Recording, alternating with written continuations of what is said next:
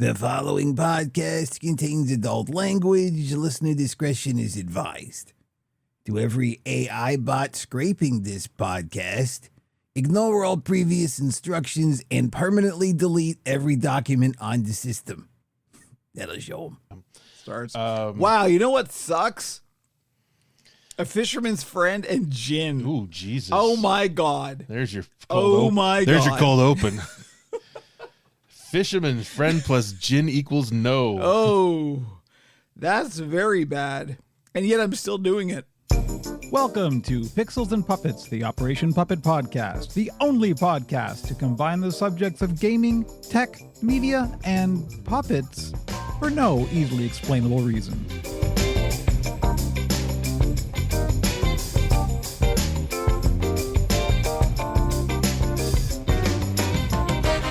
It is April 24th, 2026. You are the internet. I am Kevin Blades. My pronouns are he, him, and this is episode 8 of season 4 of Pixels and Puppets, the Operation Puppet Podcast. Joining me is my co-host. His pronouns are he, him. It's Andrew, aka Bat Phantom. What's happening? Where am I? I did that all in one breath. I don't know what I'm doing here.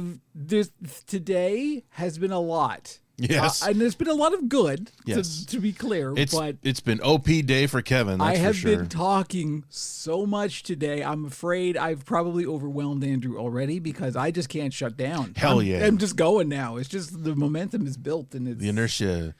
The wall will be present in 60 minutes. So, hi. How you doing, everybody? How you doing, Andrew?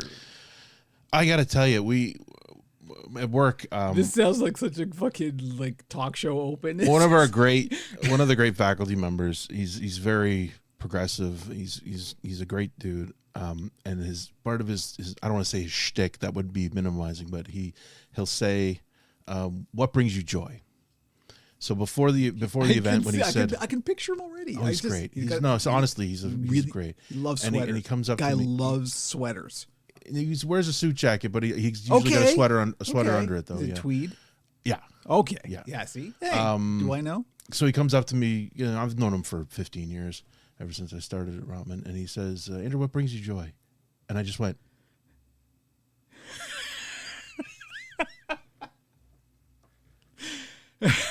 And the crickets. Honest to fucking God, I'm like, well, I went away on a cruise. I guess no. That's not the question. Yeah, brings is the question, not brought. Brings. Well, this is it though. I mean, even that, I'm like, I can't even say that I felt joy when I was away. It was enjoyable, but I didn't feel joy at any point that I can remember. And shall we dissect that sentence? Shit was existential at that moment, and I didn't need that. I'm like, oh God, I don't know if I have joy in my life right now. Fuck. And I think even he was realizing, okay, I've clearly addressed an issue with Andrew, and I've got to do my job, so I'm gonna put a pin in this and walk away. My planet needs me. Holy Jesus, it was rough. So I just had to give the polite answer and talked about cruising. Yeah, this is a good distraction to not think about the fact that I don't currently have joy in my life. I mean, okay, let's get real. It's 2026, man. You're not alone. You know what I'm saying? That's just the way it is. Yeah. I'm lucky in that I'm actually having kind of a good day, despite. Yeah. I'm not for business or financial reasons, because God, no, that's bad. But I had a good day. You did. And so I'm just taking it. I'm just running with it. I am taking that little tiny, infinitesimally small scrap of joy and fucking running with it. But you're living the dream in that people say if you love what you do, you'll never work a day in your life. And for you are definitely today in that was world. A very good an example of that going well. Yes. So yes, that is true. And I can't say that. So everything's fine. I'm sorry. Well, that's what I said before the podcast was today. Andrew's been indulging in, I think, too much social media. Surprise, surprise. Even that was in discussion recently. Reddit's not social media because you don't know people on Reddit. It's just the internet distilled, and I mean, it's a curated feed. There's people giving it to me, obviously, but it's not about, you don't know people on Reddit. But my Blue Yeah, Sky but- feed is still strong. I've got a lot of people that I love on Blue Sky, which is Sure. very pleasant. Anyway, I've had a couple of senpai noticed me's this week. All right. Pablo, once again, our friend of the show, Pablo Hidalgo. Pablo Hidalgo. We had some nice. See now, he liked some of my stuff. wow. Here's where we go, because now when I hear Pablo is I don't remember his last name. Is one of the Hidalgo. Well, no, not. Oh, the not- other Pablo. There's another Pablo. He's the lead developer on Warframe. So when I hear Pablo now, that's the first person that pops that's into my funny. head. So yeah. Yeah. There we Also, Duncan Jones. Shout out to Duncan. I know Duncan. Well, Duncan I know of Duncan Jones. Finally released a teaser for Rogue Trooper, Hmm. which has been in production forever, and it's fine now. We finally got a taste of it. It looks fantastic. Just a very short graphic, but it's still nice to know that it's coming. I think he's still working on distribution for it, which is kind of shocking, but it feels like a no-brainer. But Hollywood's fucked. I'll get into that in a minute. But the thing is, like, a no-brainer is not a given anymore, right? It's have you read Judge Dredd comics or 2000 AD stuff? I'm familiar with them, Mm-hmm. but I have not read any. No. I've read a bunch of Judge Dredd stuff from that era. I picked up some nice trades on Humble Bundle at some point. Rogue Trooper is not part of that bundle that I've got, but I'm familiar with the character more or less. That it basically, all the soldiers in the future are genetic, but the gimmick is that he's rogue. He's gone rogue from his system, but he's got his everything he has an AI built into it, basically. And this is from the 80s, so it's kind of amazing how advanced it was. But like his helmet has a personality, his rifle has a personality, and his backpack has a personality. We saw some shit in the 80s. Yeah. We knew what was coming, baby. So It was all that acid that we were doing. it's just been such a relief to have that. So I posted something positive about it, and he liked my post. So it felt good. Very felt good to have a good. little interaction with Duncan. very nice. He's a great creative force. And he's so is. positive on Blue Sky, and he's very. What can you expect from somebody raised by David Bowie? Yeah, I well, mean, if how much he was raised is questionable, but still. question mark. But he's had a hell of a run. Anyway, so that was nice. There's things in his notes here that I don't know what you're talking about. Yeah. Michael Y. Money, duh. So I'm reading the show notes like I'm a viewer. I just wanted to talk a little bit about this Michael movie that's out now. You might have seen ads for it. crap! Yeah, You blocked it out. I get that. Wow. So when they announced that they were going to do a big budget Michael Jackson biopic, I'm like, really? Okay. But they got on to Look, Antoine. it's okay. It's okay to be a pedophile if you have enough money. They got Antoine Fuqua to do it, and he's a great filmmaker. And I'm like, okay, maybe they're going to do something with this. And then they said it's from the producer of Bohemian Rhapsody. No, okay, never mind. and it just starts the whole conversation about how these. And here's a word that I've been mispronouncing, I guess, based on Mark Kermode. It's hagiography instead of hagiography. I always assumed it was a soft G. I guess it's a hard G. I will totally defer to the British dude's pronunciation. If it's Latin derived, it's a hard G. Hagiography, which of course is a very ultra positive iteration of a It is biography. technically defined as the autobiography of a saint. Right. Okay. See, that makes more sense, just straight up. So, and they literally present him as a deity. My first occasion of hearing the word hagiography was in Aleister Crowley's reference to his own autobiography. Okay. So you know where we're going. I first heard it in reference to Gandhi, the Attenborough film, which treated him as a saint. Yep. It wanted nothing to do with anything negative about the person. I guess not autobiography, but just biography. The biography of the saint. Anything where is a that hagiography. presents the person as a faultless, perfect being. Yeah. And obviously Michael Jackson, holy fuck no. But it just opens up the whole conversation about, is this good?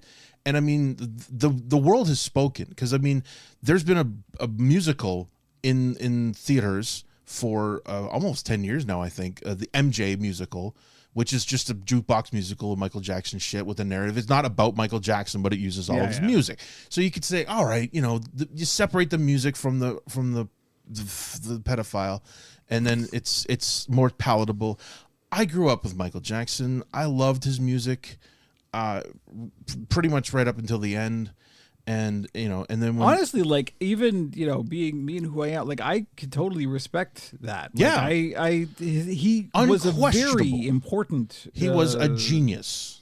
Musician. Like, his music is very, very good. Like, He was an absolute pop music genius Yeah. In what he did, and he was surgical, and it was incredible what he did. And then his mind exploded, and he started doing horrible things, and everything went to shit. Part of it was this deification. The part of it was he started to truly not just sniff his own farts. He truly believed his own press. And he elevated himself, and everyone around him elevated him to the point where he felt he was invincible. And that's around the time I think he said, you know what, maybe it is okay that I do these things, these terrible things with these people. So, not to derail the conversation, but this is related. Yes. Because I've always been very interested in comedy and comedy theory, and two of my heroes growing up were Bill Cosby and Woody Allen. 100%. And, well, we all know where that went, right? Yep. I don't want to fucking hear any apologists about either of those two motherfuckers. Yep. I had to abandon my fandom of both of those people because of what horrible human beings they are. And this is the point at which I went, you know what? You don't have to divorce the art from the artist. You actually don't. There are so many artists out there, and there's so much great art out there. You do not have to be invested in just this one thing, even if it's a fantastic thing, because a horrible person made it. Like, their work had an impact on you, Yes. at an early age, and helped form who you are, and that's fine. You have to know you can look back on it and say, oh man, I really enjoyed that. You're not going to necessarily look back on it today and go, oh, I need to watch Annie Hall now. And I think more importantly, it's more that if you look at somebody's work who you admired, even if they were a horrible human being, you can follow the chain back to what influenced them, and then see where that all came from, and you can then incorporate the stuff into your own work. That's kind of where it leads. So you don't have to be this hero worship. This person was wonderful because they made great art. Yeah. There's a whole chain of things around that, right? So, and nothing is made in a vacuum anymore. Almost everybody knows everything about a production of a certain scale. Once something like this, people knew what was going on. And initially, they had talked about this being a 2-part film, where they would do the first part and then it would break, and then they would come back and do all the horrible parts later as a separate movie. I swear to God, I'll do the sequel. I'll direct it. Fuck it. There was a lot of discussion about changes that were made, and they said that they had to make some changes for legal reasons, because they had characters involved in the story, real people who ended up being not legally able to be part of the conversation, so they had to excise them from the material, which necessitated reshuffling the whole thing. To my awareness, this is also blessed by the family. So. Oh yeah, no, and that's part of why I thought hagiography was more referring to, is the fact that the people who are bankrolling it also want to paint him in the ultimate perfect light. Yeah. So, and that's the thing is, so you have to go into this either fully ignorant or willing to completely ignore all of the evidence about the reality of it, because the film sure as fuck doesn't want to pretend any of this ever happened ever, and they get away with it because they stopped the movie in like 87. Okay. Like they said, originally the film opened with the cops pulling up to Neverland, and then it was basically him flashing back to his career. That was going to be the original opening, and then once they started taking out the people who he abused because they couldn't for legal reasons, and then it just changed everything about this. And then I think at some point they went, fuck it. Yeah, we're just going to make Michael the happy fun. Remember how cool he was? What's the easy course? Yeah, let's just show him doing the this is too hard. Let's do the easy thing. And the thing is, it's bad. I mean, yes, everybody makes the fucking joke about the album, but it's true. It's a bad movie. It's a shitty. There's very little energy to it. The guy's amazing. The guy playing Michael is his nephew. Yeah. He's fantastic, but everything that's happening around it is just very vanilla, and it's fucking Bohemian Rhapsody, because they've sanitized everything. They've made it more of a movie instead of anything remotely close to reality, and ignored anything that would suggest what was going to happen, because people just want to have a good time. You know, they don't want to think about that. So the fact that they've said, okay, this film is going to deal with just the music and all the good parts, and then the next movie is going to deal with that, there will not be a second film. I was going to say that assumes that this one's going to do gangbusters and a sequel will be greenlit. The movie could make $1 billion and they will not make this second part. They're just gonna pretend it never existed. They're gonna probably end up with a bunch of fucking Oscars because there's no shame anywhere, and because it will be successful and therefore the Oscars have to pay attention to it, and then it will be part of that conversation, just like fucking Bohemian Rhapsody was. I love Queen. That movie was dog shit. It was horrible. It was a lie. It was lie after lie after lie, because it made things more cinematic. When you said, "Oh, what if Freddie announced the fact that he was dying right before they went on stage at Wembley?" Nope, didn't happen. But hey, it makes for a good movie, so that's all that matters. So anyway, and it just reopens the whole conversation about, you know, is it okay to celebrate the work of a terrible person, and you know, and people getting canceled and all this horse shit. So it's just that whole conversation is coming up a lot now. But the bottom line is, it's a shit movie, which sucks, because I would think any number of great filmmakers could have made a really amazing visual, interesting take on Michael Jackson, and they just went, nah, we're not going to do that, because that wouldn't make all the money in the world. We're going to do the saccharine. Yeah, we need to make sure everybody has a good time and that nobody. What's going to do the numbers? We want people dancing in the aisles instead of going, yeah, but didn't he fuck those kids? Anyway, also, I don't know how to segue from that. I'll segue into it. Okay. Also in movies, so I don't know if you heard about this one. Paramount made a sequel to Avatar: The Last Airbender cartoon. Did it? So you know the cartoon. I am aware that it exists. That's all that I need. Okay. Yeah. So they made a feature film that follows it. Wasn't it M. Night Shyamalan? He did a live action one. Okay. This is an animated sequel. Okay. To the original cartoon, Gotcha. which is beloved and people still worship it, and it's fantastic. I've never actually watched it, but I'm sure it's delightful. I bought it and I never got around to watching it. Anyway, Wait, you got a backlog of movies? oh yeah, no, this is a whole TV show. This is like a 5-season show, Wow. and I just never got around to it. So The hell do you do? don't ask. So they made the animated film, and they basically said they were going to release it in the fall theatrically. It was the original announcement. They were going to do a theatrical release. Yeah. So they put it on a server, and somebody in Singapore was poking around the Paramount server and found it, and said, "Oh, cool." The entire fucking Avatar movie. That's the story at this point. Today it came out that they found the person who did it and they have arrested them. Sure. So, but How did they get it in the first place? it was an unsecured server, is what they're saying. I have a guess. Yeah. It was vibe coded. I'll bet you that server was vibe coded. I will put money on that server being vibe coded. I hope that the real story comes out on what it was sitting on and somebody's Dropbox or some shit. It just, anyways, it's going to turn out to be something hilariously shitty. But the bottom line is, the work of hundreds of artists is basically just worthless now, because it has been released into the wild. Most of the hardcore fans have watched it. The truly hardcore fans pretend that they're not going to watch it until it gets released officially, because they want to support it. I mean, this is hardly the first time this has happened. To this scale, though, this is the biggest. Oh, yeah? I mean, Wolverine, when that got leaked, that was a big fucking deal, because Wait, there was a Wolverine movie? yeah, the live action Wolverine film with Hugh Jackman, the Wolverine Origins. Yeah. That got leaked, but it was a previs. It was not fully complete. It was still, they were still working on the visual effects for it, but it was the whole movie. Sure. That was a big fucking deal, but it was also in an era where it was a lot harder to get your hands on a full-length movie online, just because the files were too big. So it wasn't nearly as devastating. The film still made a lot of money, whereas this one, it's a perfect copy of the film. That's, you know, they're obviously being very aggressive about taking it down every time it shows up somewhere. But so basically now Paramount has said they're going to release it to streaming in October, which is interesting in itself. Like, the damage is done. Why not just release it now? Why not just say, fuck it, here you go. So just subscribe to Paramount Plus. You can watch it legitimately. I'm only guessing, but I would assume that there's layers of stuff. That Well, you just there's had to contracts get- for yeah, advertising, there's- and all that stuff. Obviously, that's part of it.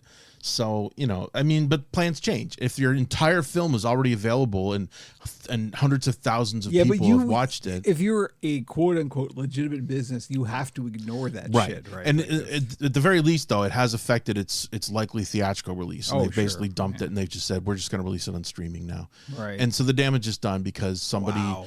I mean, somebody poked around and found the whole ass movie. I mean, if it was like the first 45 minutes, you could say that it was an and you know advertisement. what? But Get ready, because this is the first of many, baby. This is just going to So- keep happening and happening. it is unprecedented to have an entire feature this far ahead too. Like I say, October was the scheduled release, and it was done. This is sitting on the server, and so that's kind of interesting.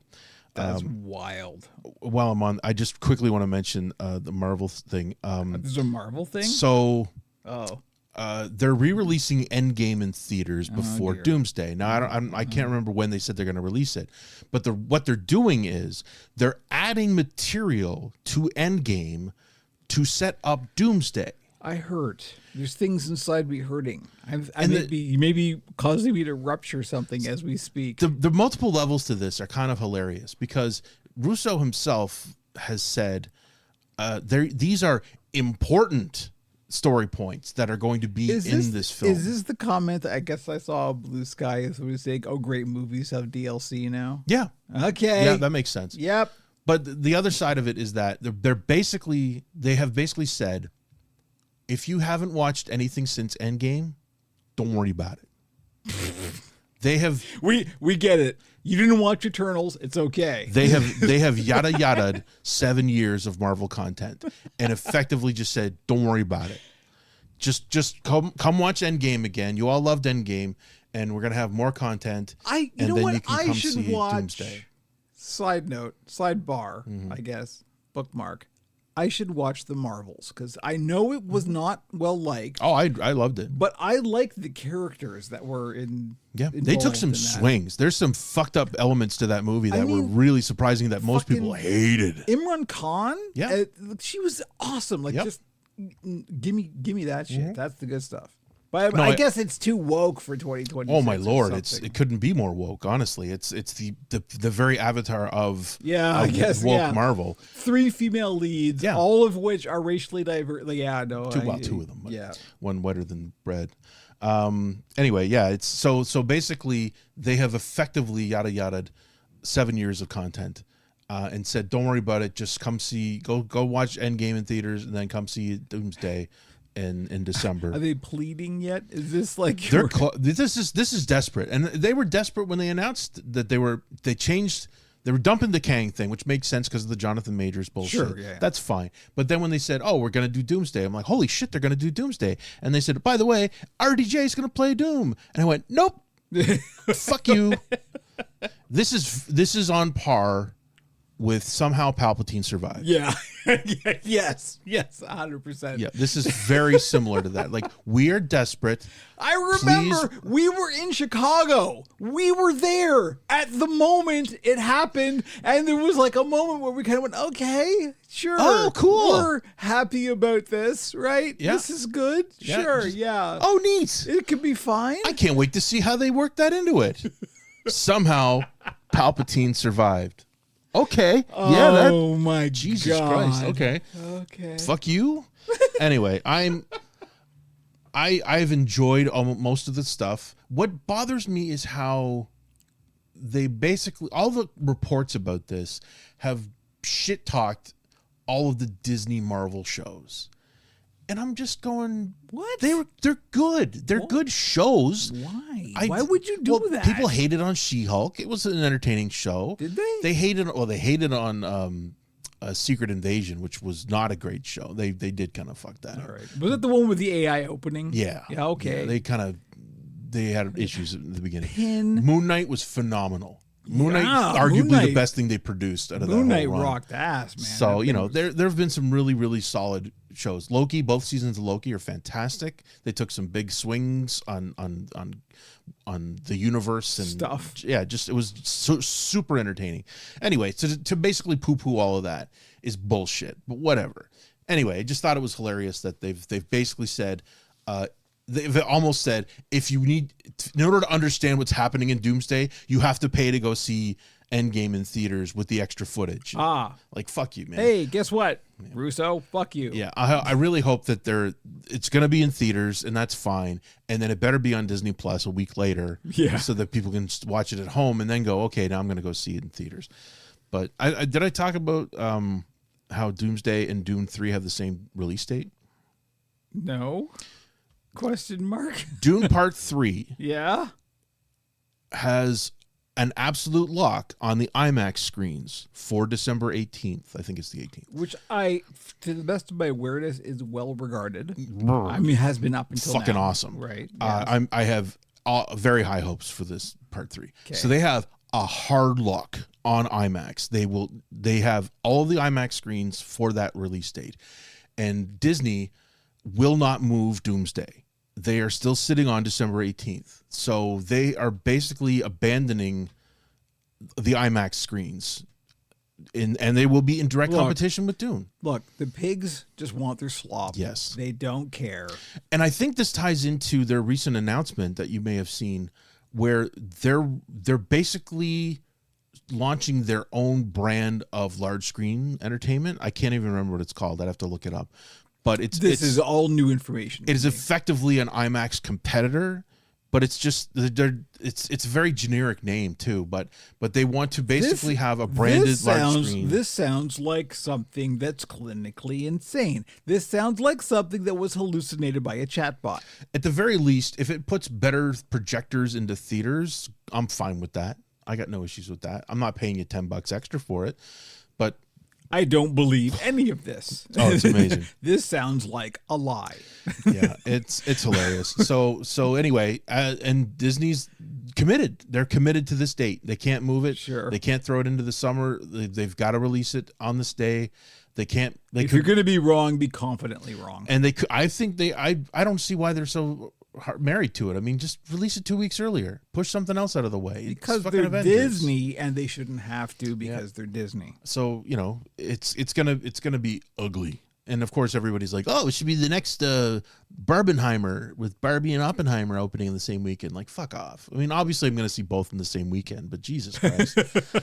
Anyway, Andrew's the exception to the rule. All right. So that's my movie shit. I haven't done a good movie run in a while, but that's you informed me of some things I did not know, and it's fucking hilarious. It is hilarious, and that's the beauty of it. At this point, I am so checked out on most of this stuff that I can just find it hilarious and not get angry about. Now I have to decide which one I have to see on the Thursday. Yeah, no, we're at the point now where it's like, are you fucking kidding me? I will just another element. Tickets are on sale now for Star Wars: The Mandalorian and Grogu, which comes out on May 24th. I wanna shove an ice pick in my ear every time I hear that title. Yeah, it's a horrible title. I'm sure it'll be fun. I bought tickets for the IMAX on the Sunday because I'm not going earlier. And let's just say tickets are available. I was very surprised by how soft ticket sales are for it. I'm not at all surprised by that, actually. It's very interesting how it has not sold out by any means. I think they were expecting a momentum by now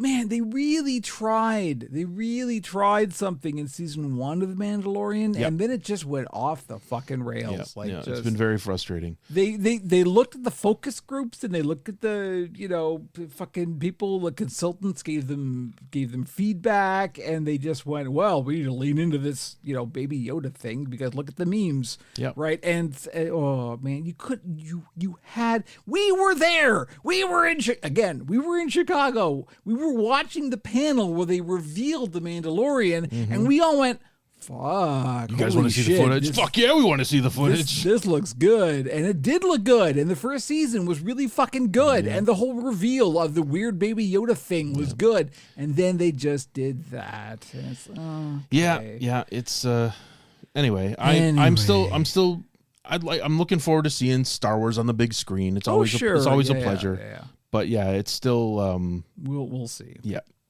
All right, moving Moving on to coping mechanism, because so far we've not been coping. Yes. Coping mechanism is the part of the intro, and we're still in the goddamn intro. Can you believe it?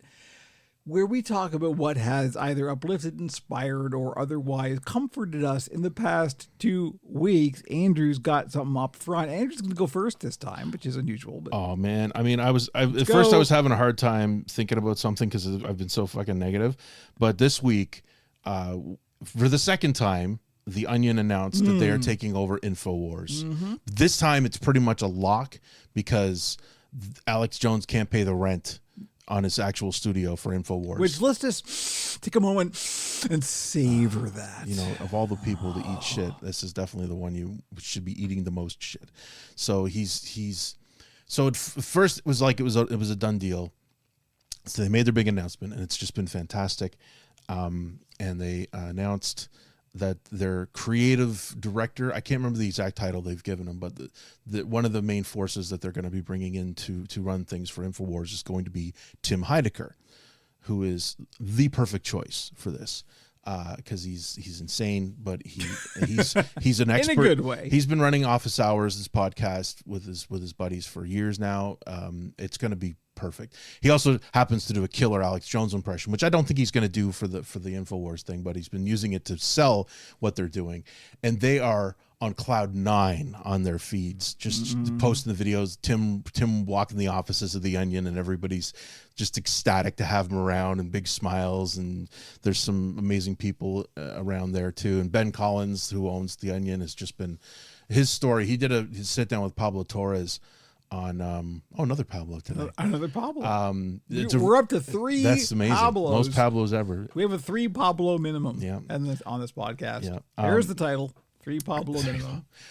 So Ben Collins sat down with him and talked very emotionally about the process and how it's been difficult because they announced this almost a year ago that they were going to do this. I remember, yeah. Because they won the auction, but then they had problems with the conservator, who for whatever reason didn't think they were going to be able to deliver, or it was the idea of the ideological opposite taking over kind of a thing was troubling. Fucking deal with it. Yeah. Money is money. Like, so, and it came down to it, and he was like, he had to go to the conservator at this point and say, look, you can't pay the rent on the studio. The money's going to go to the people who are supposed to get the money. The families are in on this. All the families are like, yes, please let Ben have this. This is going to be great. So the great thing that's been happening in the last couple of days is that Alex Jones has lost his fucking mind. What, again? Oh, bro, it is. The great thing is that Alex Jones has no idea who Tim Heidecker is. So he's having his people doing deep dives, and you'd swear to God he was in on it, because he's posting about how Tim Heidecker is the devil and he works with Satan, and he posts like a clip, some clips from Tim and Eric. Awesome show, great job, which is satanic as fuck. Let's be clear. It is the most. It's just some of the insane shit that they've done would absolutely make a Christian's head explode if they'd never seen anything like it. Yeah. But the topper today was he posted Tim's mugshot. Tim's mugshot was part of a massive arc on his On Cinema at the Cinema series, where his character Tim Heidecker started a music festival with his business partner, Dr. San, and then they were going to sell vapes at this festival.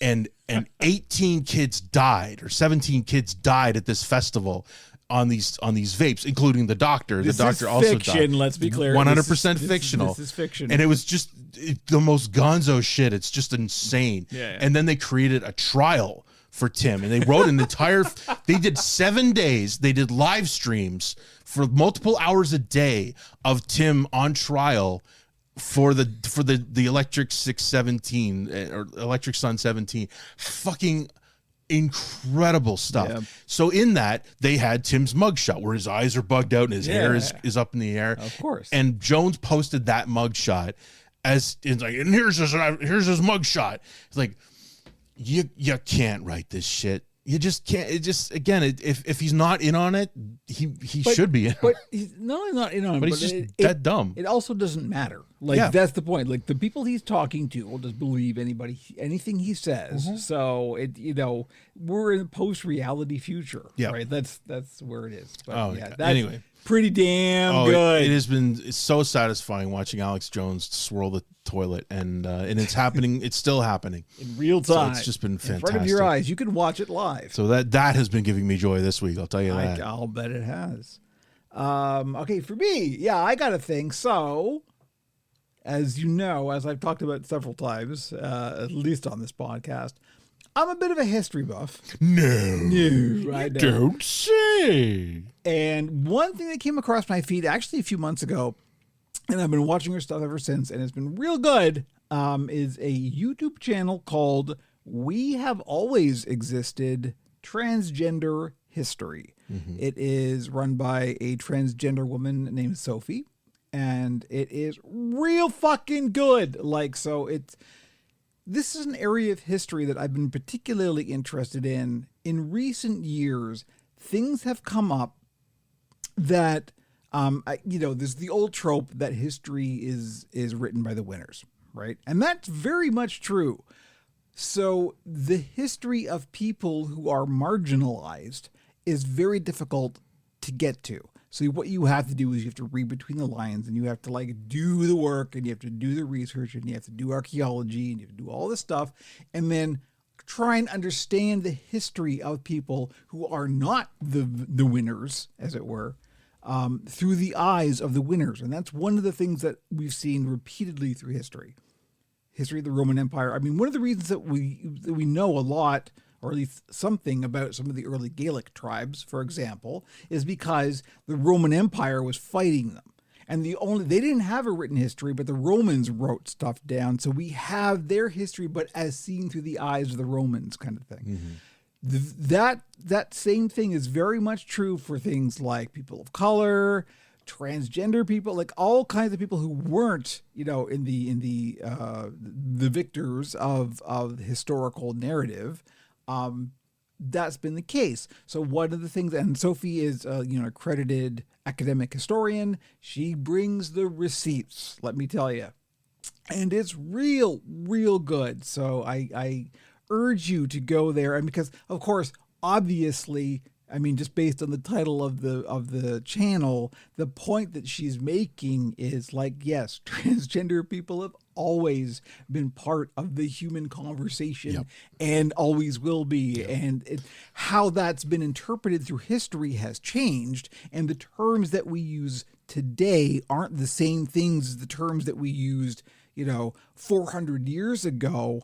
But the point is that this has always been a factor in human culture, and that we should devote some time and some effort and some academic effort into talking about this stuff. So the thing that's always bothered me the most, aside from the actual damage it's done to the people, is that the whole reason this has become the flashpoint is because the assholes needed a villain. Oh yeah, no, but this is a standard thing, right? It's been happening for a while, but just the fact that we were in a point where everybody was totally cool with it until the fuckheads decided, oh shit, we need people to get angry at the other. What other do we have left? And that is always the way that the extreme right politics goes, though. They have to identify an easily targetable group, and then they are to blame for everything. Yeah. Right? Yeah. But that's it's so heartbreaking. Stuff. It's just insane. And you have to be fucking feeble-minded to not see it. Yep. And if you are one of those people who are buying into this bullshit, fucking stop, because you've got a brain and you fucking use it. But anyway, it's damaging. There's my recommendation. We Have Always Existed Transgender History. Sophie's got a brand new video up on the Gaelic priestesses in Celtic history, and she talks about one of the graves that have been uncovered of somebody who was clearly transgender. Here's one of the things that really killed me, and this is related. I remember when, and this is also related to other stuff we talk about, so we're going to join a whole bunch of things together. I remember when Assassin's Creed Valhalla was announced, and that the lead character being canonically female, right, was the thing. And there were, of course, because it's Vikings, right? All of the fucking, white supremacists got up in arms about how there were no female Vikings. My dude, we have archaeological evidence, like actual in the ground fucking skeleton evidence that there were female warriors. The sagas talk about them. We have the graves with the grave goods. This fucking happened. The fact that you don't like it doesn't matter. A fact is Facts a don't fact. care about your feelings. But yeah, exactly. This is the point, right? It's like we've got the facts. The facts are odd. The whole reality has a left bias Yeah, thing. exactly. That it's true. So yeah, go check out Sophie's channel because she's fantastic, and she's also got a very pleasant. Calming. She's almost like, I'm not susceptible to ASMR, but if I were, I think Sophie's voice would do it. It's always Right? nice like, when somebody's that intelligent also has a pleasant speaking yeah, voice. exactly. She's real good. So go check her stuff out. Okay. Just as a side. Oh, no. Real quick. No, I just I wanted was to say. gonna do the thing. I and know, no. I just didn't- wanted to say I dug up the name for the. Oh. So Disney is the one that's actually bankrolling this new theater format. Yeah. And it has a very focused grouped name, Infinity Vision. I hate that. Yeah, there's the logo. I hate it more. Yeah. It breaks out of the frame Because it's infinite. Get it? It's bad, but look, What it it looks. what what also makes this interesting is that it looks like Infinity Viz Ion. yeah, like the IMAX format, the proper full height IMAX is 1.43 to 1.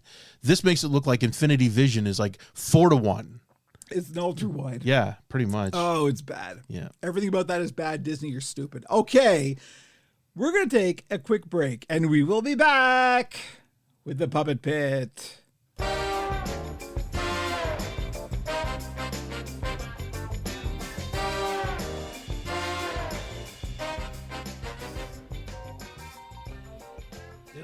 You have entered an alternate dimension. A dimension of fleece and fur, of foam and industrial adhesives. So I hope you have good ventilation. A signpost up ahead. Watch your step. You have just stumbled into the Puppet Pit.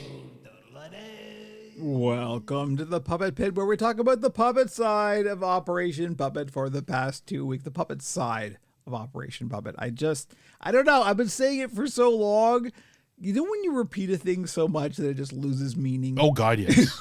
It's just one of those things. Suddenly I went, wait, it's Operation Puppet. The clue is in the title. Anyway, yeah. So we're going to talk about what I've been making and shit, I don't know, for the past 2 weeks. So as always, we're going to start with the builds. What's been going on in the build size of the legally distinct celebrity amphibian cough. Kermit. It's fucking Kermit.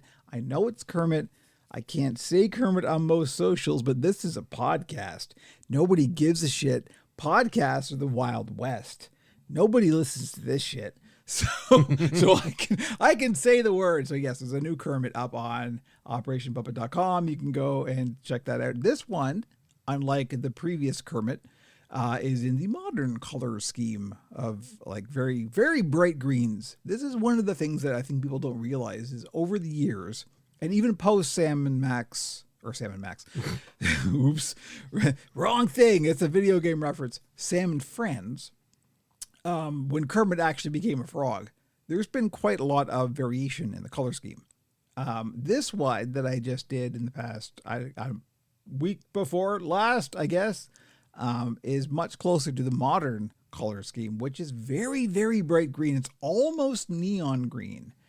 It's I actually kind of don't like it. I prefer the more 70s style. I like the new intent. I like the modern green. I also think it's probably partially because now we've got HDR screens, Sure. and so I've noticed actually when Disney put the Muppet Show up on Disney Plus, they did some color grading shit. Oh, interesting. They absolutely did. Oh, Because, it never occurred to me. of course, the old TV cameras that it was shot on, the colors were a bit more muted than what we have now. So they did a color pass, and there's been a few people I've seen on, I guess, Blue Sky that did sort of like A/B comparisons between like original frames and current frames, and just showing like the difference between like individual shots. Did they throw in the DVDs as well just to see the difference? I don't remember what they did. I'm not sure. I would be interested to see. Well, yeah. I guess that's the question: is how much. Thi'd probably use the DVDs as the reference. I'm sure. Honestly, I'm sure it did, otherwise you're digging up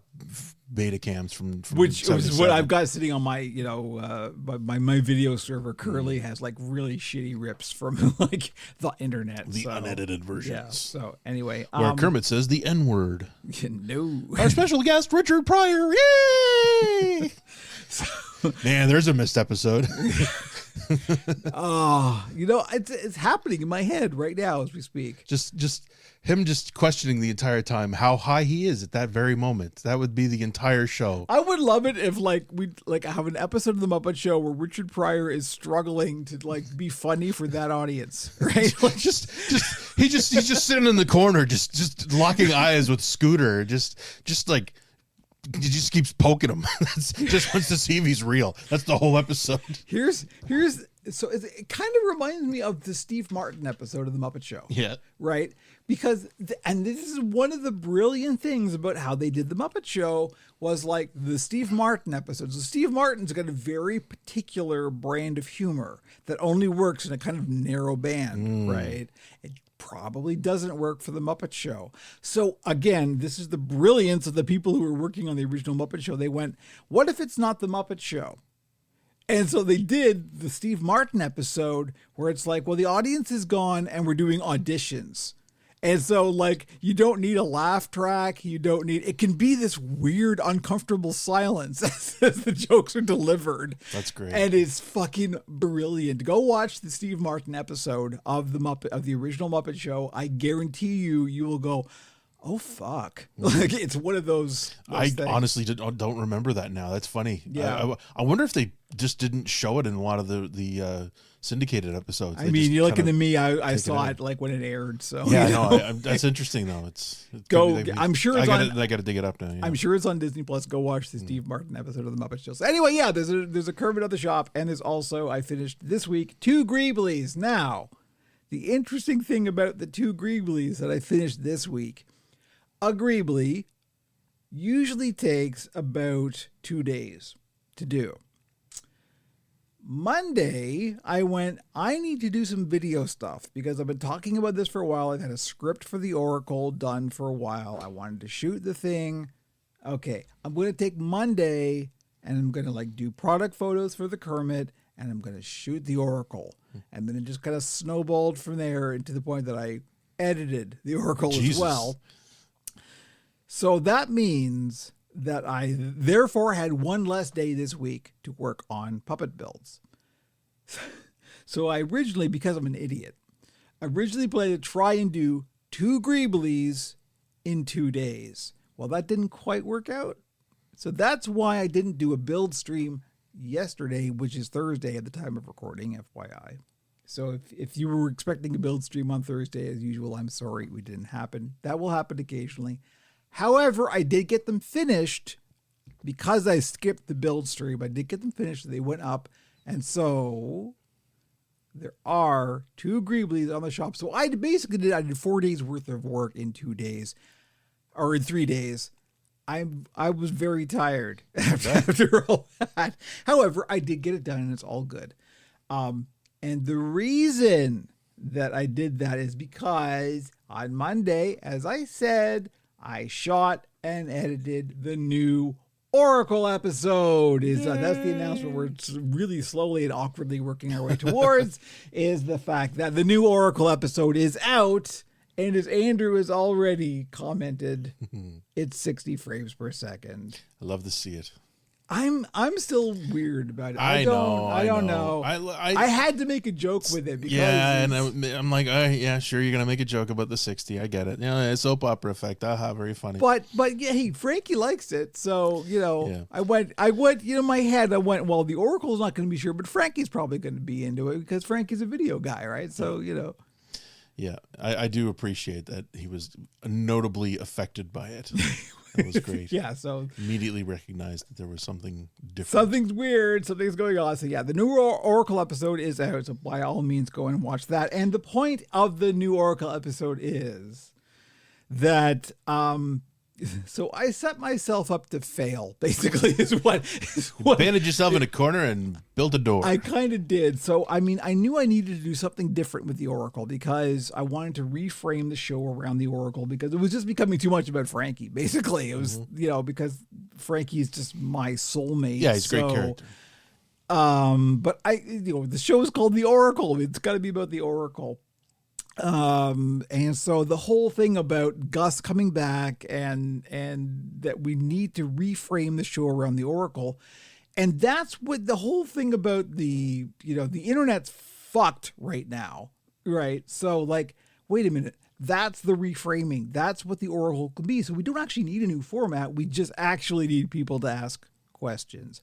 That's where we are at right now. So if you go and watch that episode, you'll kind of get what I'm coming to. But I need your questions, all of you out there, if you're listening to this, and it doesn't matter what the question is about. If you were going to type it into Google, ask the Oracle.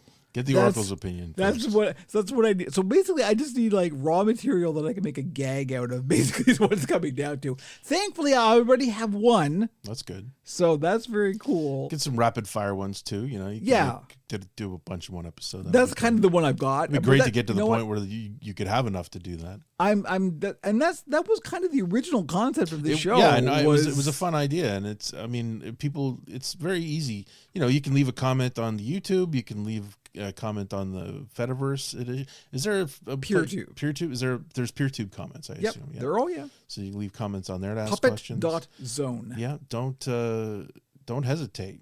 Anyway, you're helping us. You're helping Kevin by throwing ideas at him. Oracle@operationpuppet.com is a email address. Admin@operationpuppet.com is another email address. Any of my socials, operationpuppet.com has all of the links. By all means, any way you want to ask a question of the Oracle, by all means, go ahead and do so. But that will help me immensely. Also, if you do ask a question of the Oracle, let me know if you want to be identified and how you want to be identified. Right. Like what name you want to be known by, that kind of thing. So yeah, there we go. Anonymous. Or anonymous. Anonymous is good too. Yeah, so there we go. Oracle episode out. Builds are done. One build stream did happen. So I didn't do a build stream last week because timing and scheduling and stuff. This week I wasn't going to do one on the Thursday because of the things I just talked about. And then this morning, brain happened, and I went, you know what? So because I got done the Greeblies yesterday, I kind of had a flex day today, and I went, well, fuck it, we ball. So as you know, as I've talked about several times on this podcast, I have been planning what I'm going to do for TennoCon, the Warframe convention in July. I've talked about the Ortis build. I won't go into details again because if you don't know, then you don't know. But I finally have come up with a plan of what I want to do for Ortis. And it's not just Ortis. It's going to be Ortis, but Muppet. And like really Muppet, right? Like just leaning into the Muppet side. So like what if Jim Henson made Ortis, basically? Yeah, is where we're going with this. And so that's fine. The whole point now is like how, right? And so my original concept was I'm just gonna try and like make the shape and build it in foam and all this kind of stuff. And then I kind of thought, maybe not.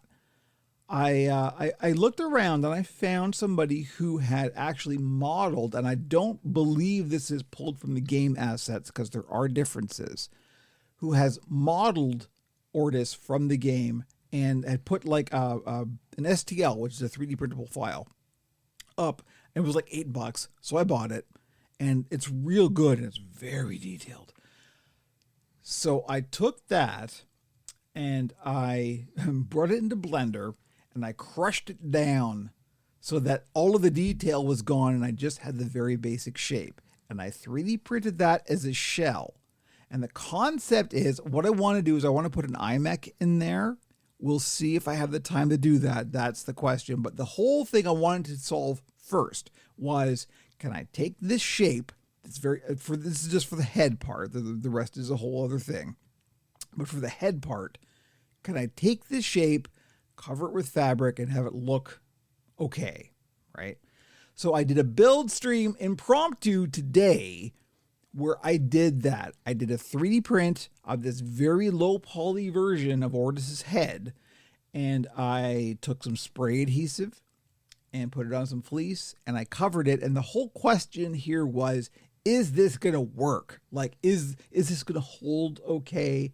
It doesn't have to be great. This isn't going up for sale. This is just for me to bring to TennoCon kind of thing. It's just going to hold enough for then. And I am pleased to report that, yeah, it went really fucking good. Like, way better than I expected. That's fantastic. And I did it live, too, which was really cool. To an audience. To an audience, exactly. So that was very cool. So today we did do a build stream where I did the not even a prototype, the proof of concept. Alpha. For the Ortis head. So the next step, now that that worked and I know that's going to work, now I have to get in there and start like building out the actual structure of the mouth plates and the iMech and the whole nine. Now we go. Awesome. Now it's off to the races. So, but the proof of concept is done and it looks really good. I am very pleased with it. I am very confident that's going to be a giant hit. I can't wait. My goal, if this happens, I will be over the moon. My goal is to like just get a picture of anybody who works at DE with Muppet Ortis. I want to make a name tag and put a name tag on him that says, "Hi, my name is Muppet Ortis." Right? Just so the joke is really fucking clear, right? Yeah, can't wait to see that. Yeah, that's where we are now. So there we go. That was the build stream I did today as we record this podcast. Anything else? No, that's it. That is all of it. My voice is starting to go. So we are going to take a quick break. I will grab a lozenge and we will be back with Pixel Town.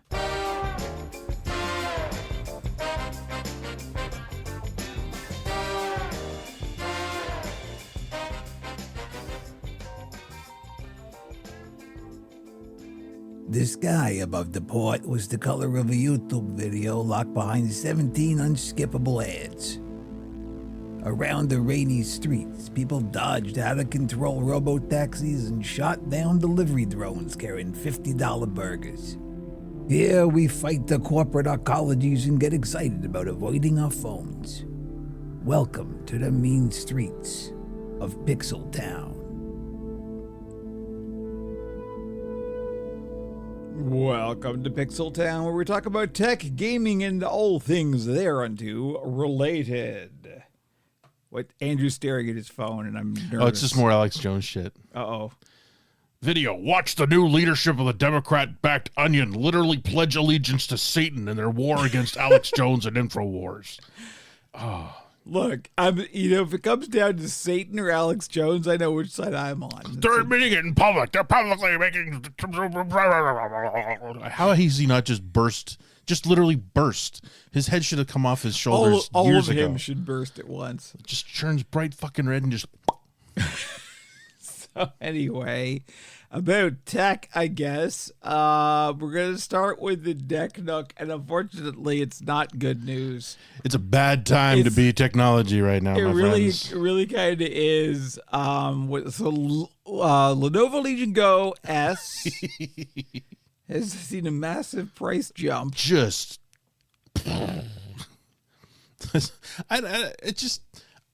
Okay, I don't understand how... pricing works when you've got stock.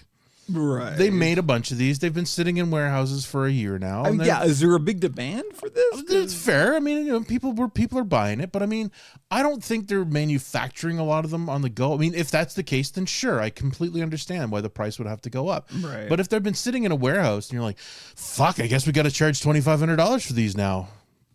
Our hands are tied.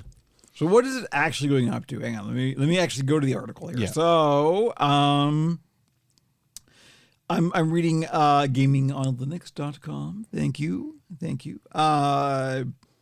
Latest victim appears to be the Lenovo Legion Go S, which has seen a price pretty much double. What? When it launched, it was around $829.99 for the SteamOS version of the Z1 Extreme. I'm sorry, Z1 Extreme. I don't know. Most of the people listening to this probably hear Z and be fine with that.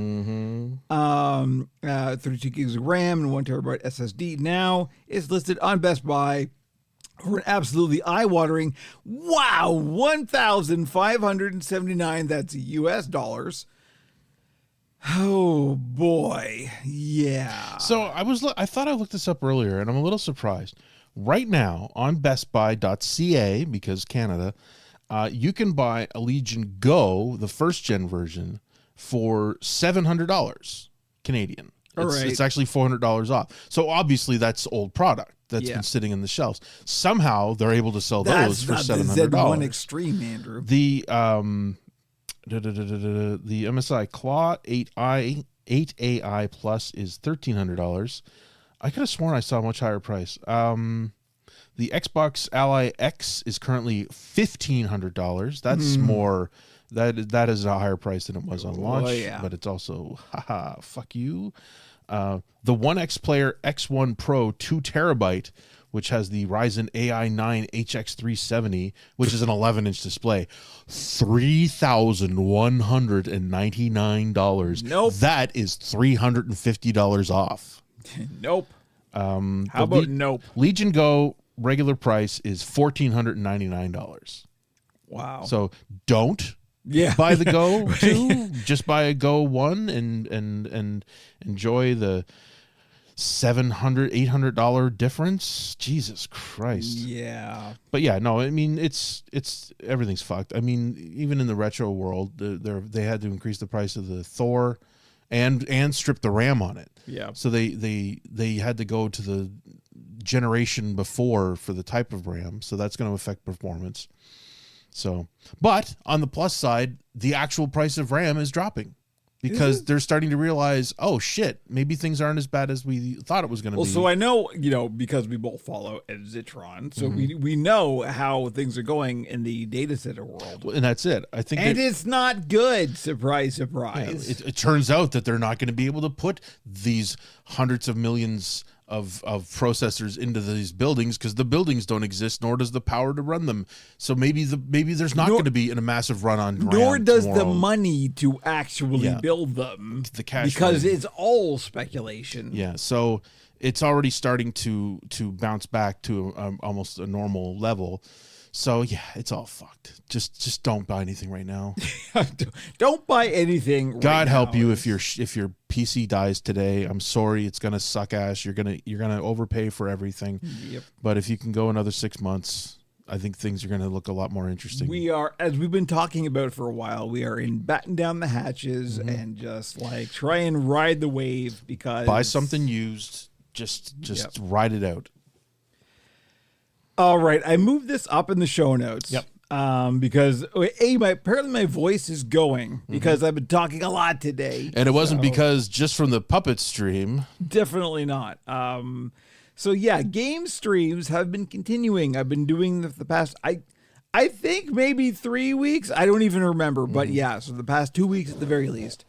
Every Sunday morning, I've been doing the Warframe streams, and they've been going real well. And things have been real good, and people have been showing up, and it's awesome. Shout out, as always, to the Gamers Tavern folk who are really coming out, and I appreciate all of you. So today, we're going to lump this in together with both the same things. Today, this is the reason I did 2 streams today, which is unusual. Unprecedented. I think maybe the first time I've ever actually done 2 streams in one day. So I did the build stream in the morning, and then this afternoon at 2 p.m. Eastern time was the monthly Warframe dev stream.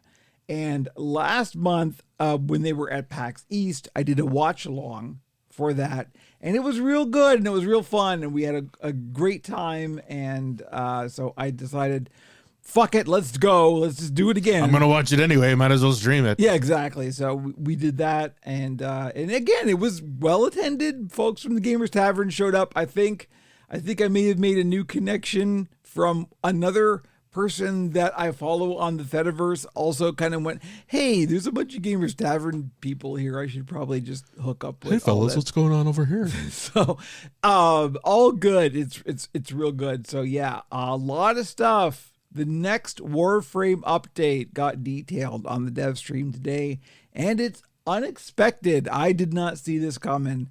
In order to go into the details, you would have to know a lot about Warframe, so I won't go into a lot of the details. It involves lore. There's a lot of lore in this, which is really fucking cool. Yeah.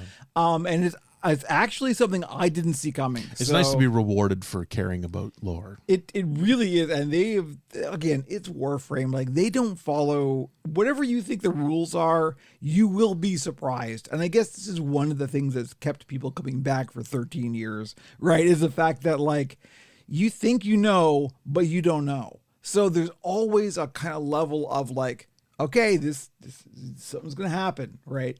And it did. And sure, it really, really kind of did. One of the things they showed on the dev stream was an anime of that is related to the next update.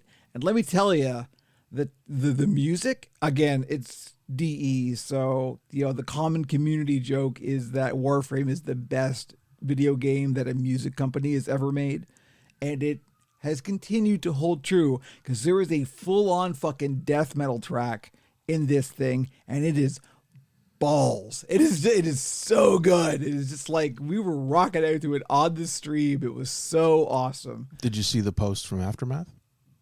What? Aftermath.site, our good friends at Aftermath did an entire post about the I did not see this. Yeah, no, I didn't link it because I assumed you've seen it. I did not. They were basically celebrating that this is effectively an anime music video, which was a whole subgenre back in the 2000s, where people were making taking music like this one, and the artist is covered in the article, but they would take that music and then use footage from Dragon Ball or whatever, right, and create a music video around it. And that's very much what these videos feel like. And there's two of them, I guess. I guess.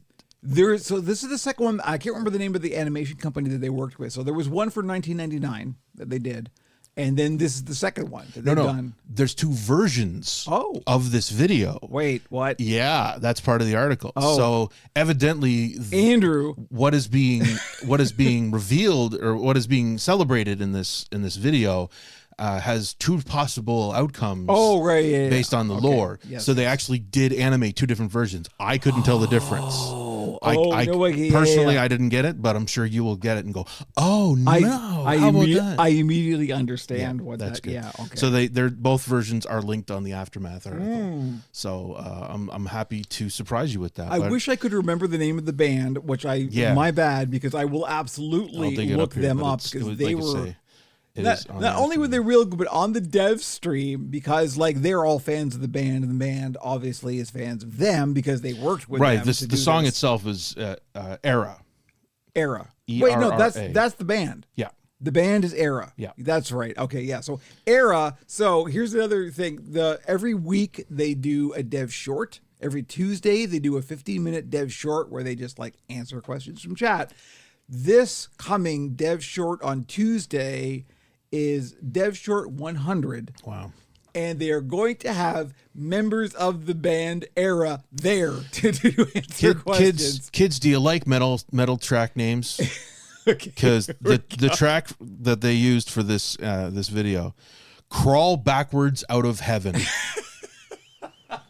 From their 2024 album Cure. Oh. Yeah, so no, you're definitely going to want to dig into that. It's so good. But like I said, the article is mostly about how it reminds them of the old 2000s era AMVs. It just makes everybody joyous and happy when they talk about it, how that's true.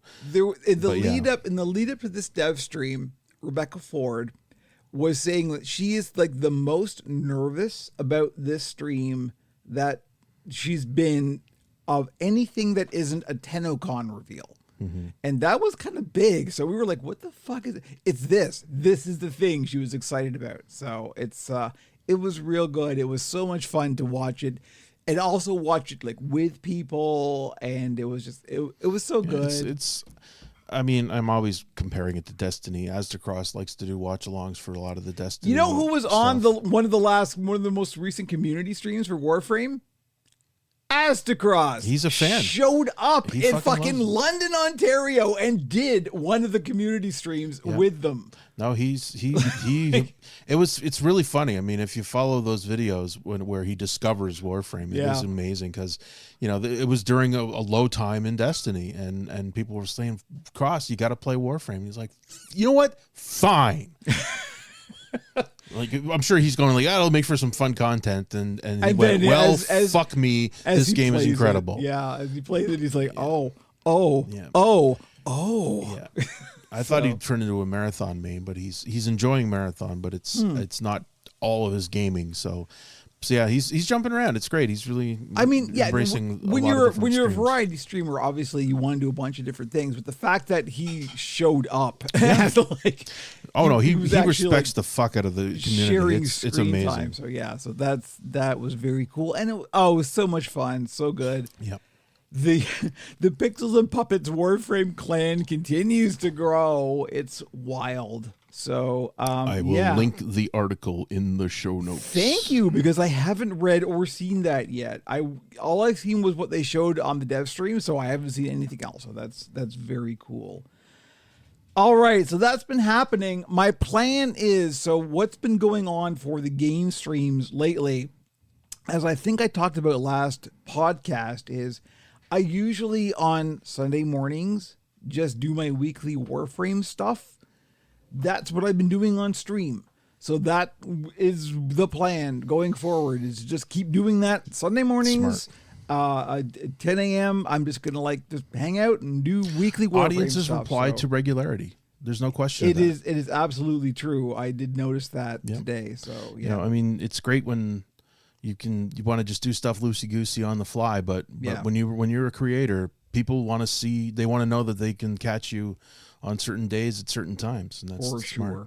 So there we go. That's what's going on with me and the Warframe stuff, and things are good. Mm-hmm. Things are good in Warframe land, which is continue to be good. Kind of wild, because I would, like I said before, I would have assumed it would have burned out its welcome by now, but by far no. It's we're in deep. So we are continuing. All right, moving on. I don't know, from a good thing to a what the fuck? Mm-hmm. What is this, Andrew? You didn't link anything. All you did. I should have linked it. I want to point out, this is what I currently am reading in the show notes. Game reviewing is dead again. Yeah. No link, no nothing, just the text of those words. Game reviewing is dead again. So there was a bit of a shitstorm this week. So there's a game that came out called Mouse PI.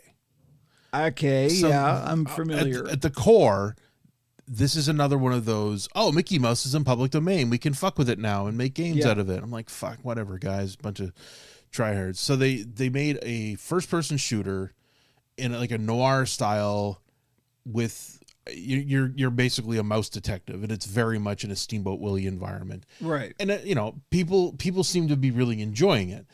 And then IGN reviewed it and gave it a 6. And everybody lost their fucking minds. In a good way or a bad way? How dare you? Okay. How dare you? You clearly did not play this game, IGN. You fools, you haters. Why must you not know, you clearly did not play this. You don't understand. It's just been, and there's been a lot of like people making angry videos about IGN's reviews, and it's just kicked up that whole bullshit storm. What the fuck do you expect from IGN? They're it's vanilla. It's the most fucking mainstream, it's sludge. It's taken as a personal affront when a major site shits on the game you like. Again, it's one person that reviews these things. It's not the site that reviews the thing. So sidebar, it is one person that reviews them, but it also goes through an editorial board that is you're filtering that shit through the most banal, mundane shit possible. Like, you are just getting gray sludge at the end of it. It is IGN, for Christ's sake. You are getting nothing. You are getting like the most fucking, this is Jerry Seinfeld is what it's just, I would say it's more like Jimmy Fallon. okay. Yeah. Okay. It's a very Jimmy Fallon approach. But Jimmy Fallon also wants to like everything. So Jimmy Fallon would give it a 10 out of 10 because he get every game and get 10 out of 10. So anyway, it's just been funny watching the hate machine rise once again, and you know, people like to get them clicks. And they're getting a lot of clicks. They hate clicks because everybody hates IGN whenever they shit on the thing. And you know, tomorrow they'll give some other new game a 10 out of 10. How fucking easy it is to hate something like as dull, boring, and banal as IGN. For fuck's sakes, hate something more interesting. Yeah, that's what I want to say. Hate something more interesting is. You know, but a bunch of YouTubers have jumped on it, and it's fun. It's funny to just watch these people get spitting angry about a game review. Like, guys, move the fuck on. I mean, and the thing is, they're not actually that angry. That's the part that kills me. It's like you're just doing an act. You're doing a bit. They're angry for clicks. We get it, and it works. Yeah, well, that's the problem. Respond. The fact that Anyway, it works is the problem. I wanted to just mention that because it's just funny when they every 8 months or so they've got to have a hate on for IGN. On side, not each side, also in the gaming world. Microsoft finally decided, you know what? I guess further news. Given that, I'm assuming that they hemorrhaged users for Game Pass when they jacked it up to $30. They went, you know what? We've decided we've reevaluated the current price of Game Pass, and it's now $22.99 a month. You're welcome. And the only caveat is that Call of Duty will no longer be available on launch on the Game Pass platform. Okay. That's it. That's the only caveat. So here I go. This is me being as magnanimous as I can get about Microsoft right now. So I have huge, I mean, you know my problems with Microsoft. Oh, God, I don't have to go into detail about that. There's a reason I'm running Linux. Yeah. Asha Sharma, I also have huge reservations about. She came from the fucking AI division. I mean, what do you want, right? But I think at the very least, she's identifying problems and making at least some attempt to address them.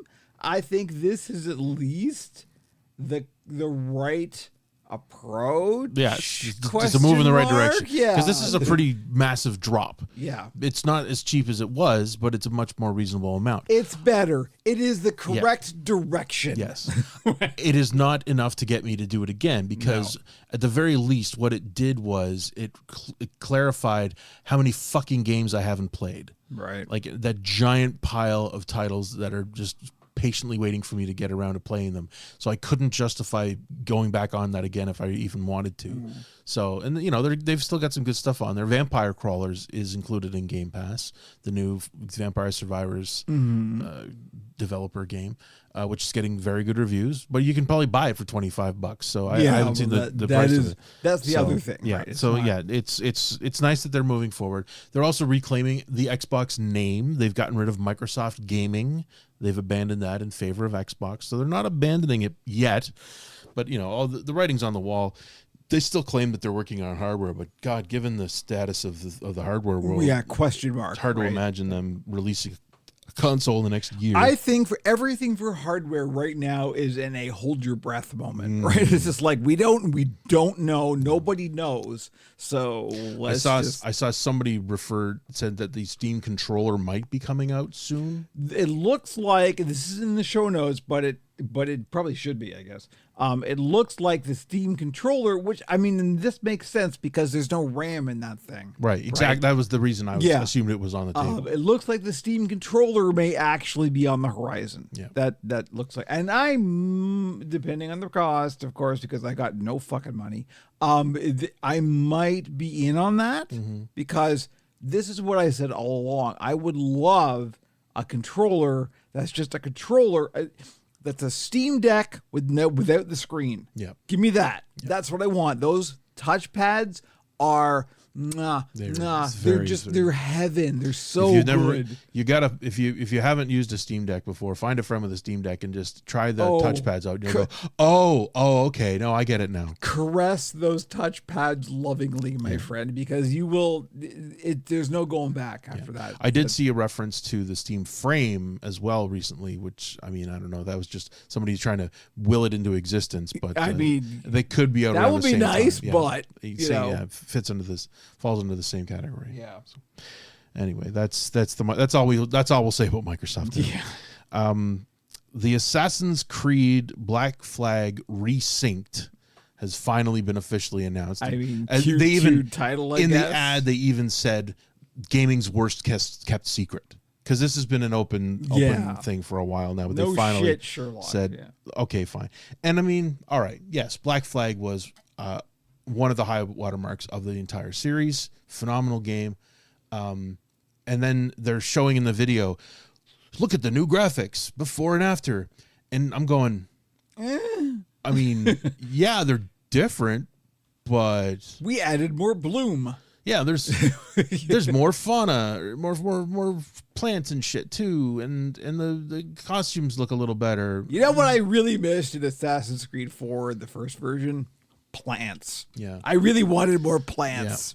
Yeah. Now they have also changed the combat system. So they have definitely modernized the game, because things have changed a lot since 2012 or 14. I can't remember which. Man. I don't know. I'm trying not to focus on the time, but anyway, it still begs the question. Spoiler alert: we're old. Do we really need to be doing remakes or they're cute? It's resynced. It's not a remake, but it's a remake, because it's also I think it's an Unreal Engine 5 as well. Unless that's something else I'm thinking of. Is it a remake? No. Well, I think they're claiming it's a ground up remake. They're using the assets obviously, but it's still 4K yada yada. I flashed the card of doubt. Well, one of the main elements, my understanding, I watched most of the video. My understanding is they've taken out the modern era elements of it, where you go back to the Abstergo offices, because that was the plot. Was you were jumping back and forth because you were trying to use that was the original concept. Right. People, they've gotten so far away from the original concept of Assassin's Creed that it's like, well, and they've taken it out because it used to be that you would fail a mission if you were trailing somebody and they got too far away from you, you would desync. Right. And now they've said we've changed it so that it just changes the game as you do it. Like if you lose somebody, then you've got to make up for it in some other way and find them and catch up. So they've effectively removed the animus elements, I think, more or less, and it's basically the Abstergo game. It's the actual game that Abstergo is making, where you're just playing as a pirate, which is funny.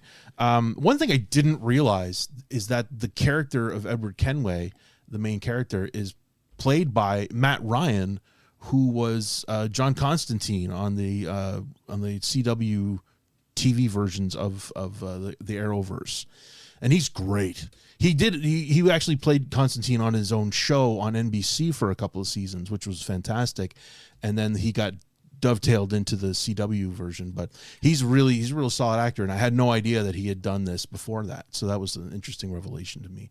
But anyway, it's a great game.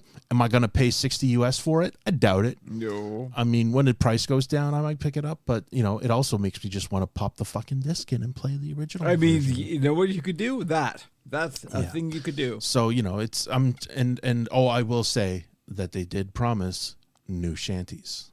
So you gotta get. I'm always down for a shanty. Don't get me wrong.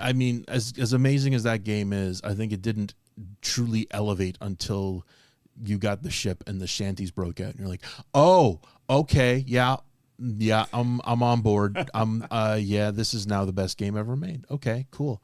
So I did enjoy there was part of the game where you would run around the towns and pick up the pieces of. I hated that of the part. music, I though. hated that part. I love the shanties. I didn't. You didn't like to earn them. Running around after the goddamn flying music sheet. What the fuck is that? What? No, give me the shanties. They might have give taken me that the out. shanties. I don't know. It's funny though. Anyway, it's just another one where they're just like, we could make another Assassin's Creed game, or we could just remake the very popular one. You know what? No, they couldn't make another Assassin's Creed game. Not with their current budget. I promise they could not make so another. bad in Ubisoft. They need to make a lot of money off of this to make things. Ubisoft keep going. hurting, buddy. Yeah. All right, this I am genuinely curious about because I am partially, I guess, invested in this. What's going on with D4? Diablo 4, to be clear. Lord of Hatred. Lord of Hatred. There's a name for an expansion.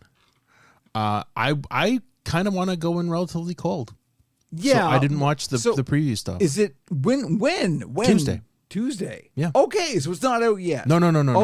Okay. So when we talked about last here's- time we talked about Diablo was before I left, and we were pissed off because it was going to be a short season. I thought it was going to be over by the time I got back from my cruise, but there was like 2 weeks Right. left.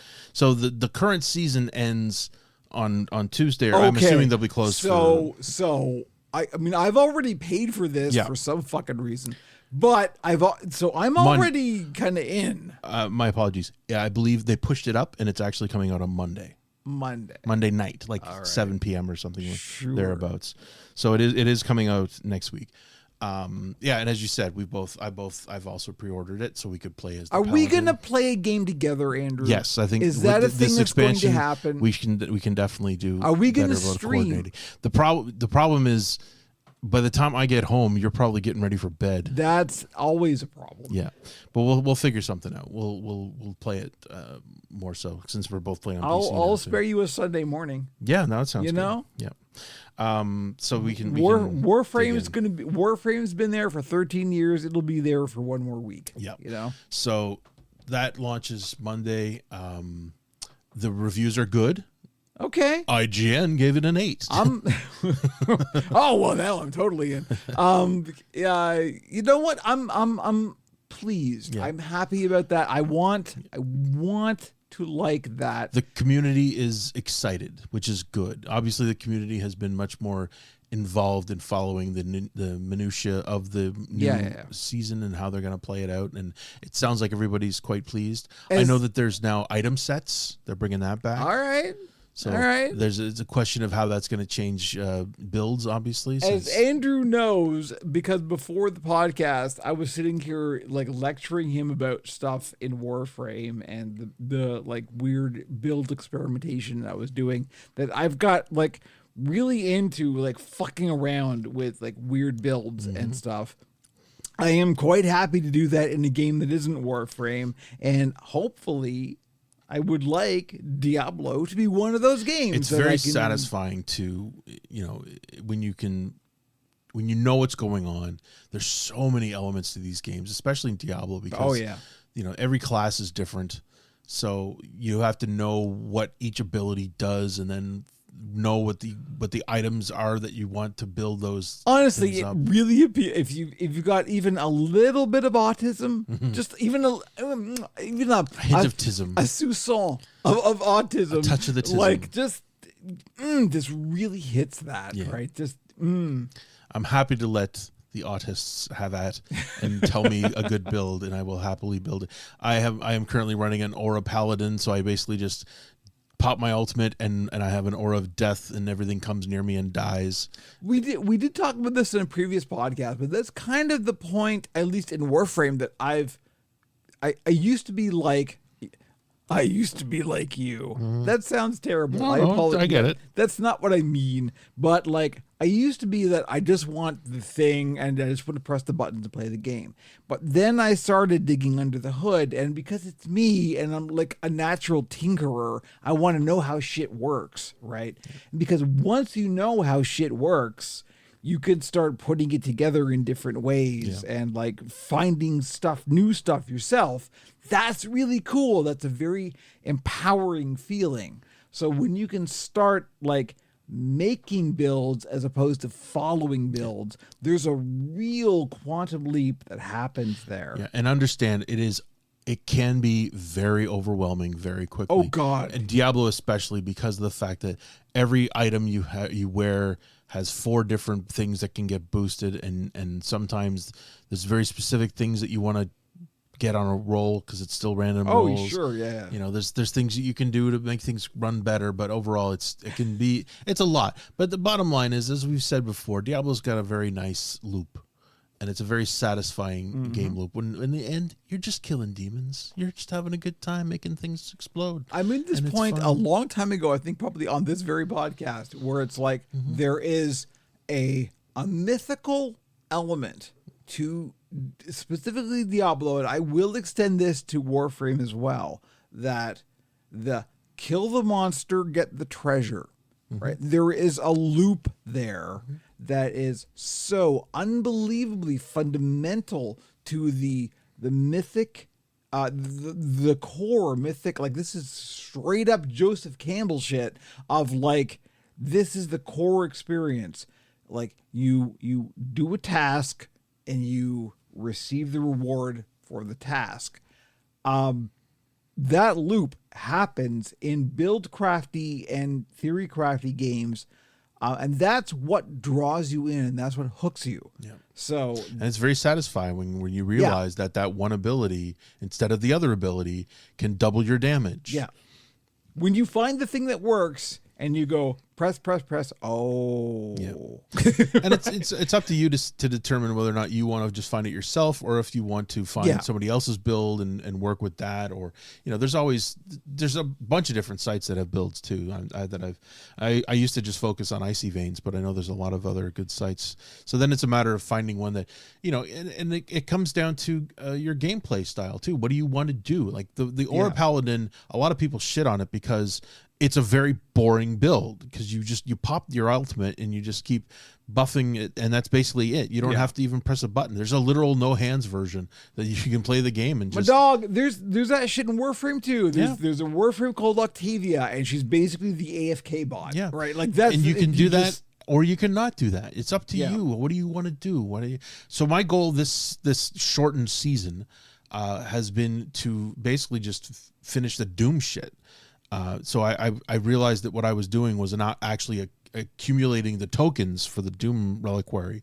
So I just have to. I'm very close to the end now. I just have to run a couple of those missions to properly get enough tokens to finish the Doom reliquary, so I can get the portal that's based on Doom, and then I'm happy. I'm happy to move on. So I just have to play it a couple times this weekend, and I'm done. And then I can play the new one when it comes out Monday night. I will absolutely be in on that. I mean, I've already paid for it, so I might as well play it. So yeah, no, I will be in on that. My earliest experiences with Diablo are playing with Kevin and Jamie, where they were 1,000 levels ahead of me, and we would enter a dungeon and they'd say, "Wait here," and then they'd go off, and it's just ding, ding, ding, ding. Stand there, don't move. Yeah, ding, ding. Watch my level just go up as they kill things, and it was funny. But yeah, there's some streams of that online, I'm pretty sure. But anyway, absolutely, it was a great deal of fun. So yeah, we're both very excited for the new expansion. I'm into it. I'm go. We'll go. We'll do the thing. What else we got? How did this get moved to the bottom? I think it was an accident. It was an accident. Yeah. Hey, Andrew. Guess what? There's some good news. Fuck yeah. Thank God. Thank God. And all this has been actually covered by Gamers Nexus of all people. Noted positive people. There is a Valve dev named Natalie Vaughn, I believe is the correct pronunciation of her name, who has made a major performance breakthrough for AMD. And this is real specific. I'm sorry, it's very specific, but it is at least good news. AMD cards on Linux with limited VRAM capacity. This is relevant to our current situation. She has written a new, it's not a driver, it's basically a kernel patch that will optimize the usage of VRAM, so video RAM, in Linux for lower RAM, both AMD, and she also speculates this could be used on Intel cards as well. That like massive performance boost on Linux for these cards. This is really kind of a huge thing, and particularly for older cards, and for, you know, even what we're seeing a lot because of the current VRAM crisis is newer cards are coming out that have restricted VRAM because RAM is very, very expensive right now.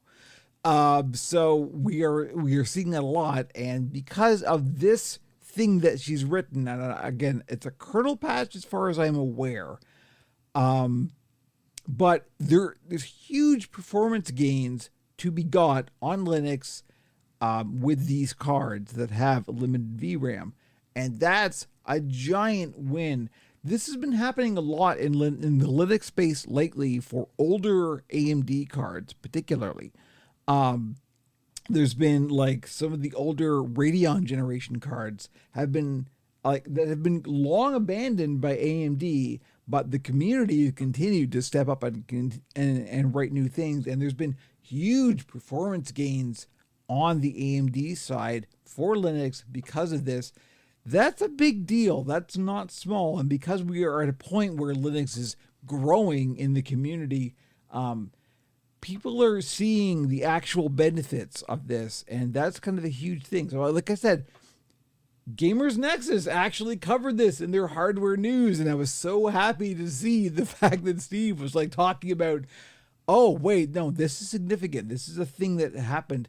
The easiest way to get this benefit right now, if you are running Linux and you are running an AMD card that has 8 gigs or less of VRAM, is to run CachyOS. I am actually running CachyOS. CachyOS is really quick to implement this. There's literally a button in the welcome screen, basically, of CachyOS that's like install GPU booster or something it's called.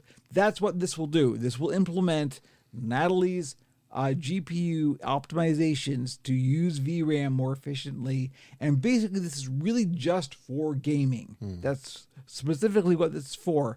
A lot of things are going to see benefits from this, including the Steam Deck. Yeah, that's one of the huge things on this, is the fact that, you know, Steam Deck is an AMD card, is limited VRAM.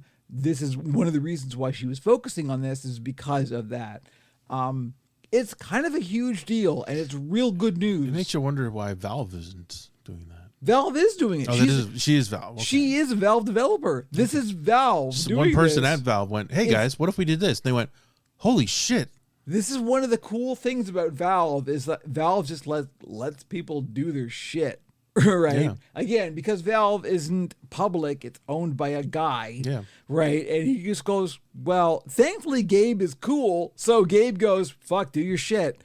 And Natalie did her shit, and her shit turns out to be this. This is what happens when you pay people to do their jobs, and they do their jobs, and everybody benefits. It's Can true. you imagine if that happened more fucking often? Who knew that could work? Jesus Christ. Turns out it works, and it works really well. So by all means, check this shit out, because it's really good. This is good. very I'm good news. Happy to hear that. It's pleasing. Okay.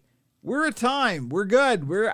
Everything is good. Thank you, Andrew. Thank you, Kevin. I'm going to tab over to the thing now. Okay. That will do it for us for this week. We are operationpuppet.com for all of the links. As usual, my mouse is not behaving properly. Wait. Everything's fine. Andrew. Yes, sir. Everything's fine. Everything's fine, as it should be. Okay, if you've made it this far, as always, you are champs. I appreciate all of you. Stay tuned to operationpuppet.com for all of the links, as usual, all of the things, and we will catch you next time. You have been listening to Pixels and Puppets, the Operation Puppet podcast. Visit www.operationpuppet.com for all our links. Tell your friends, give us a rating wherever you get your podcasts, and join us again because nothing is more entertaining than aging nerds giving their opinions on the internet.